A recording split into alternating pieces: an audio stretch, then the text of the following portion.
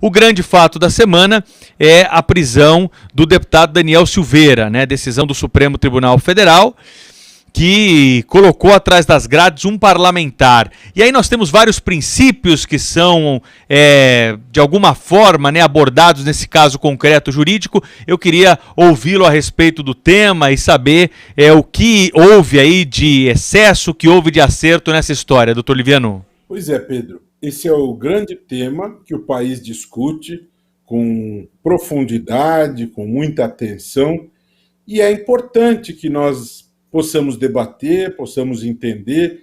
Existem muitas questões que estão em jogo aqui. E de uma maneira central, absolutamente fundamental, a questão da liberdade de expressão, a questão dos limites dos poderes, das prerrogativas dos poderes. Não é?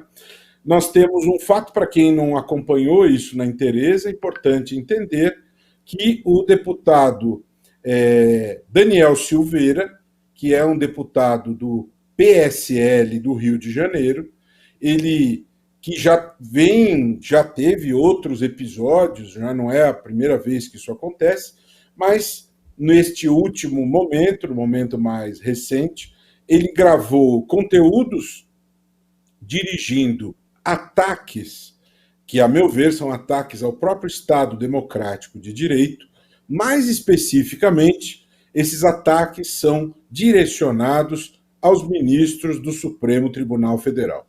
Ele dirige os ataques e ele menciona ministros determinados, o ministro Alexandre de Moraes, o ministro Fachin, o ministro Marco Aurélio, e o conteúdo dessas mensagens que ele publicou nas redes sociais, ele invoca o AI-5, o Ato Institucional número 5, que vigorou no Brasil no tempo da ditadura, foi um instrumento de opressão, de supressão de garantias democráticas. Então, o que ele quis dizer? Que tipo de mensagem ele transmitiu a todos? Ele quis transmitir a mensagem do golpismo, da tirania. Ele quis transmitir a mensagem da magistratura exercida sem plenitude, sem independência, sem liberdade. E isto o fez publicando em redes sociais. Este conteúdo se disseminou e o ministro Alexandre de Moraes, que é o relator daquele conhecido inquérito das fake news, tomou uma decisão anteontem determinando a prisão do parlamentar, e esse mandado de prisão foi cumprido na noite de anteontem. O parlamentar foi preso em flagrante e ontem o Supremo Tribunal Federal chamou o assunto para discussão pelo Pleno e por 11 votos a 0, todos os 11 ministros debateram profundamente o tema e por 11 a 0 eles ratificaram a decisão tomada monocraticamente pelo ministro Alexandre de Moraes. Ou seja, todo o Supremo Tribunal Federal entendeu que a prisão deveria ocorrer. E na minha opinião, na minha visão de estudioso do direito, eu entendo que a prisão foi regular. A prisão do parlamentar foi regular, baseada na lei, e a liberdade de expressão, a meu ver, Pedro e todos que estão nos acompanhando, pela Rádio Bandeirantes, pelo YouTube da Rádio Bandeirantes, por todos os canais e plataformas da Rádio Bandeirantes, a liberdade de expressão que é conferida aos parlamentares, ela é uma prerrogativa fundamental na democracia, sem sombra de dúvida. O parlamentar deve ter esta liberdade, esta prerrogativa, sem sombra de dúvida. Cabe tudo na liberdade de expressão? Não, não cabe tudo. Um parlamentar ele não pode, fazendo uso desta prerrogativa, pregar, por exemplo, ódio aos negros. Ele não pode, por exemplo, pregar atos de violência, disseminar a violência. Ele não pode fazer uso desta liberdade e pregar a matança. Matem-se uns aos outros. Ele não pode pregar a extinção das liberdades públicas, ele não pode pregar a destruição do Estado democrático de direito.